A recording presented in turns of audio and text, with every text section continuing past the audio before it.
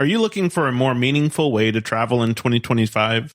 Volunteer travel, also known as service travel or impact tourism and voluntourism, is on the rise. It offers travelers the opportunity to give back while exploring the world. This includes engaging in environmental conservation, supporting youth initiatives, and participating in community development projects. By participating in volunteer activities, travelers not only gain a deeper cultural insights, but also support sustainable development in host communities.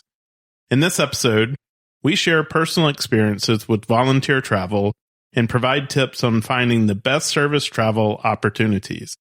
Plus, we're announcing a special travel opportunity for those ready to make a difference while seeing the world. I'm Scott. And I'm Melissa. And we're the Sunshine Travelers. Our passion is travel and sharing our experiences with those who enjoy it as much as we do, or those who want to learn more about travel, or even those who just want to live vicariously through our travel stories. No matter where you fall along that journey, get ready to hear about our first-hand experiences as we visit some of the most interesting and amazing places on Earth. We've had several conversations recently about trends that we're seeing in the travel industry. Everyone seems to be traveling these days, but we've talked to a few of our listeners about what they are looking for in 2025, and the topic of voluntourism came up. I'm going to be honest, this isn't something that made my list of things to do in 2025, but Melissa has an opportunity, and I think that's what had us talking about this topic. Most of the time when we have been planning travel recently, I have to admit that we've been thinking a lot about content that we can bring on the podcast and then to our followers when we share videos and content that way. And just to help encourage traveling more and better and, tips and stuff that we have had. And so we really haven't been thinking about this recently, but it's something that we both done. And I don't know that we've told those stories either. So this would be a great opportunity. We just wanted to kind of share some of that and some opportunities if you have ever thought about doing that. So let's talk a little bit about why this particular topic. Volunteer travel is one of the top travel trends in 2025. Travelers are seeking ethical, sustainable, and immersive experiences when they go out there, not just the off the beaten path things, right? But it's off the beaten path and then doing something that gives back to the communities they're visiting. And so there's a growing demand for travel that gives back to those local communities. And that's what we want to talk about today. You experience it in a completely different way, right? Because you are giving back, but you have a touch point with people in the community in a very different way. Even though we talk about take a tour, meet a local, learn about this stuff, but this is even more immersive. Well, we have a little bit of experience in this area. Melissa, you want to talk about your trip to Italy? Yeah, so I actually went on a mission trip to Italy. Now, most people think of when they do like mission work, it is more remote countries, I guess I would say. That's typically the perception, right? You wouldn't think, a mission trip to Italy. So when they have the opportunity to do that. And so basically we did a couple of different things. We helped a local church and local organization do kids sports camps, but then we also went out and did little of events. So like face painting and like balloon animals and different things like that in a couple of different locations while we were there. And we just had the opportunity to not only, meet and be a part of the people who were leading that and be a part of their family for a week and, be with their kids, be with their church. But in doing that, get an opportunity to, have like handmade food in people's homes, or they would bring it to the church or go out with them and, have what they order. But then there's also, so typically with these volunteer activities, there's also then an opportunity to do a little bit of sightseeing. So, most people would probably laugh at this, but we went to Cinque Terre for a day, on our mission trip. We went to Torino or Turin, for a day. So we did get to do some sightseeing things, try local food, but then also have most of our time being to where we were, doing volunteering and just helping them and coming, alongside and supporting the work that they were already doing there. Yeah, I think it's important to remember and understand that not all voluntourism, or in this case, you went on a mission trip, and there's many ways to do volunteerism, not just mission trip, but that you don't have to go to the deepest, darkest corners of the earth to do that. And so both Melissa and I went to well-established areas. My trip took me to the Philippines, where I was able to use the technology skills that I have and talents to help some nonprofit organizations in and around Manila and Hong Kong. And while in these locations, we were able to visit different spots of cultural interest. You know, we ate with locals, like Melissa was talking about. I remember one time they brought us in dinner and we had this soup, and it was fish head soup. But that was quite an honor, because the fish head is supposed to be the most flavorful. And so they gave us their most flavorful part of the fish. And so we did that. And then in Hong Kong, we ate with the locals. We did public transportation tour one night, where we saw Hong Kong by trying out all the various forms of transportation.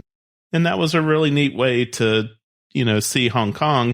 And we did it all as a part of this trip.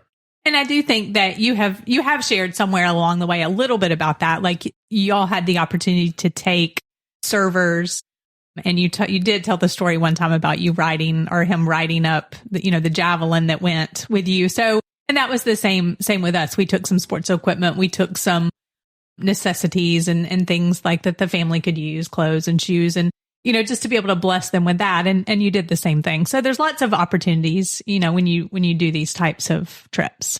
Yeah, so we did ours through our local church, but there's many other ways to find opportunities to participate. And some of the types of volunteer travel experiences include things like community projects, teaching, construction, women's empowerment. I've got friends that go down to Central America once a year on different construction projects that they do. There's also environmental conservation. So some people might want to go out and work with wildlife rescue or do some type of marine conservation. I know, living here at the beach, we see firsthand the issues of plastics. And then we really saw it when we were in Greece that time. Remember all the plastic on that beach?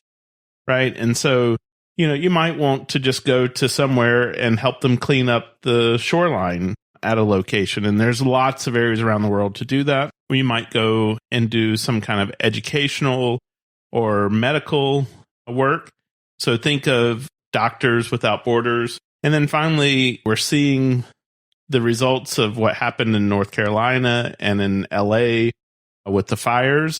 Maybe you're interested in doing some kind of disaster relief or humanitarian aid, where you go in and help rebuild a community after a disaster. And that's a good point. You don't have to travel internationally either, right? Because there's plenty of opportunities to do some of these projects in the US as well. So, lots of opportunities to do that. So while we don't necessarily want to point out organizations that we haven't had personal experiences or haven't used, we do want to share a couple of resources that can help you connect with a variety of programs. And these are also for people of all ages and not just, volunteering on short-term assignments. So goabroad.com is one, and it connects travelers with volunteer programs, also internships, study abroad, teach abroad, cultural exchanges, and around the world. So it basically is a comprehensive directory looking to help people have meaningful travel experiences and use their skills and interests. And so organizations can sign up, and you can, like I mentioned, volunteer, and it has a place where you can go and say, I want to do this for a week or a couple of weeks or a month or several months. Where do you want to go, and kind of connects you with those organizations. Another one that we ran across is gooverseas.com. It's very, very similar. Volunteer work, study, teaching. Even I saw like high school opportunities for like high school abroad and stuff like that. So I think one of the key things is, like Melissa said, we're really hesitant to recommend some organizations that we don't know. So when you're looking at an organization, you might want to look at like their long-term track record and make sure that they operate in ethical ways while they're out there doing these projects. And part of some of what you might want to look at is things like, how transparent are they about the fees that they collect and the impact that they have on those communities? And so do a little bit of research on the organization that you're going to work with, but I think we have one that most people listening to this podcast are going to be very familiar with, and that's Habitat for Humanity. Yeah, so many of you might be familiar with Habitat for Humanity and the work that they do building homes in communities in the U.S., and you may have participated in local Habitat for Humanity builds through a community or church or through your work. Habitat for Humanity Global Village is their international volunteer program that allows you to travel and participate in hands-on home building projects in communities around the world. So this initiative is part of Habitat for Humanity, and it also helps provide affordable housing solutions for families in need, again, in different communities around the world. So speaking of Habitat for Humanity, this brings us to a special opportunity where you can actually join a volunteer trip. So I wanted to introduce my sister, Stephanie. She is actually leading the Habitat for Humanity build in Paraguay that I am participating in May. And so you may have heard her chat with us on the Alaska podcast episode and then also the Japan one. So Stephanie, just tell us a little bit about your involvement with Habitat for Humanity and then just leading this trip and what it's all about.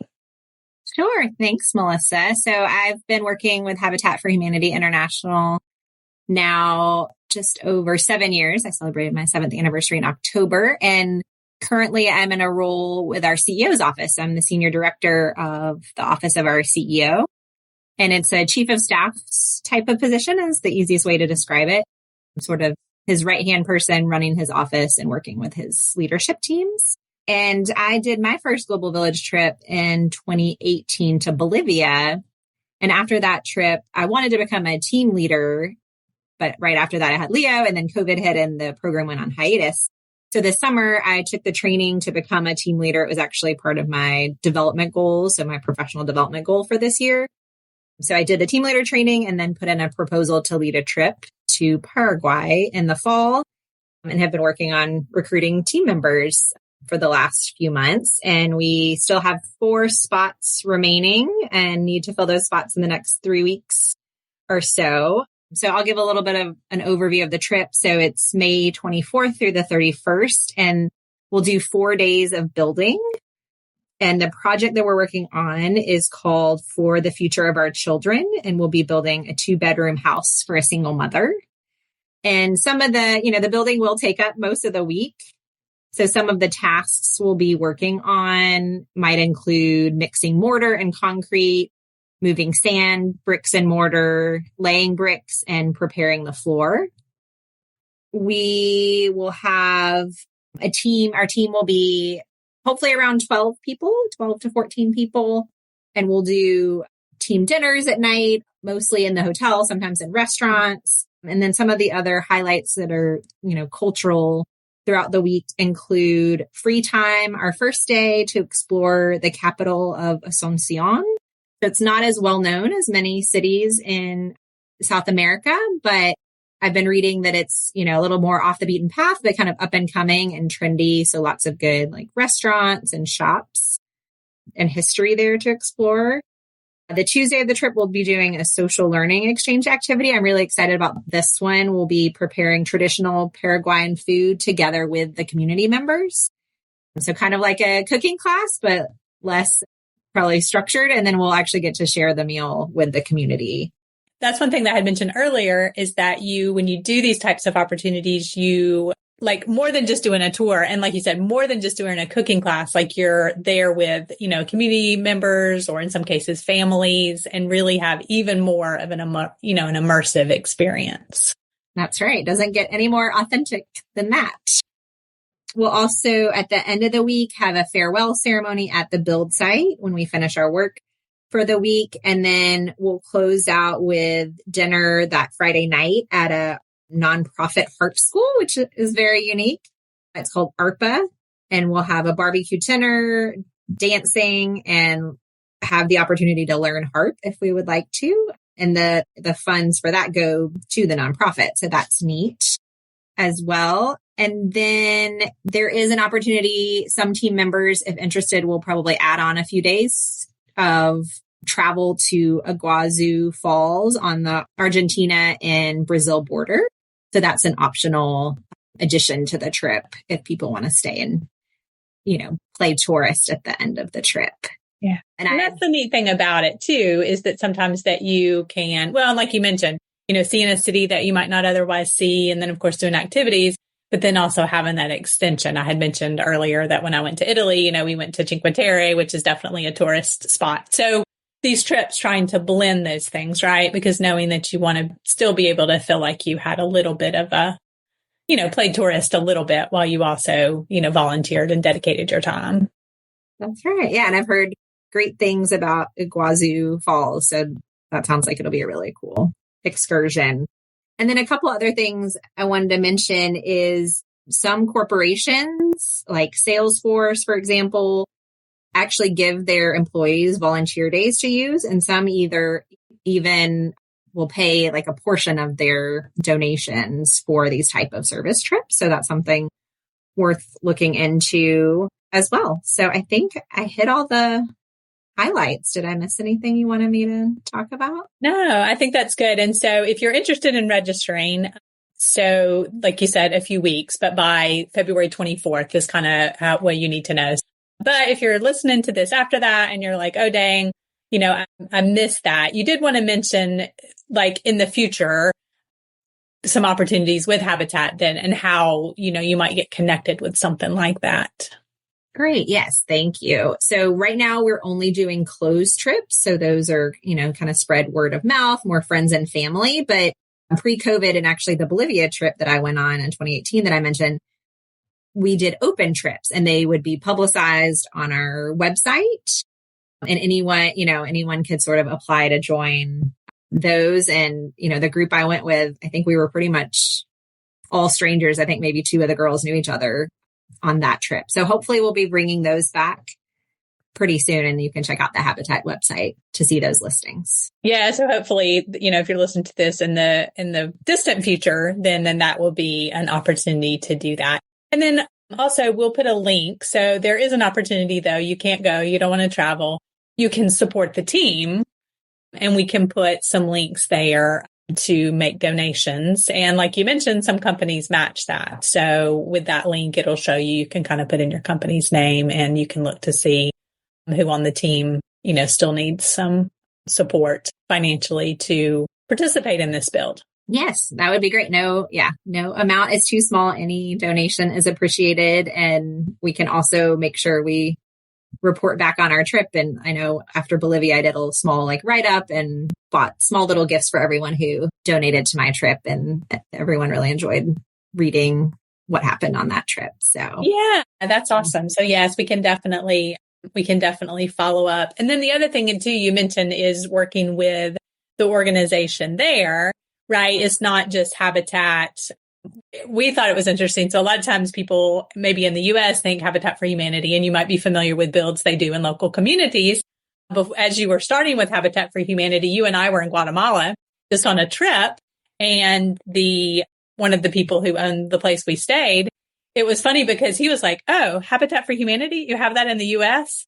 So it's interesting that it is not, these local countries and local communities run their own offices. So a lot of these in their own. So it kind of keeps it very local too. That's right. Yes. I remember. Yeah. It was good timing because it was right before I started with Habitat in Guatemala and it was everywhere. And they're one of our bigger countries. And that's worth mentioning too.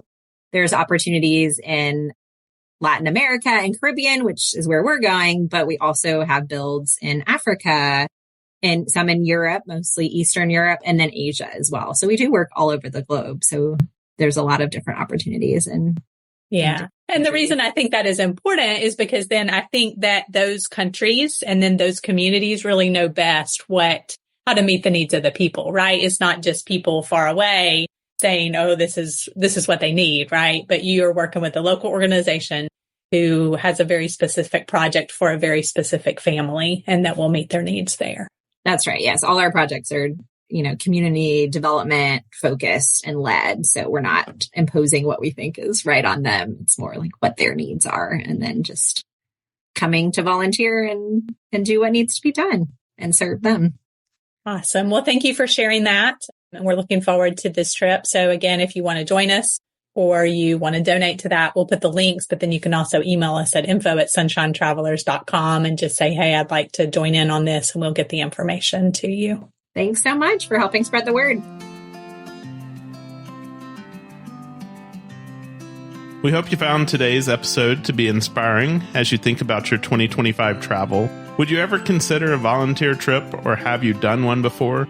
Email me at scott@sunshinetravelers.com and let me know, or leave a comment on our latest social media post. Don't forget, as you travel this year, tag us and use hashtag SunshineTravelers2025 to let us know where you are. We're always inspired by your travel stories. The world is full of sunshine and surprises. Make 2025 the year you explore beyond the familiar. We hope you enjoyed this episode and found some inspiration to help you with your travel journeys. If you could take a moment to leave us a review on your favorite podcast platform, it would be greatly appreciated. Your 5-star reviews help us get discovered by others and possibly featured on your favorite platform. Don't forget to follow or subscribe to our podcast to get notified of new episodes as they are released. You can also find us on Instagram and Facebook at Sunshine Travelers Podcast. Remember that as travelers with one L, most importantly, please share it with your friends to help them catch the travel bug. You never know, they may become your greatest travel companion.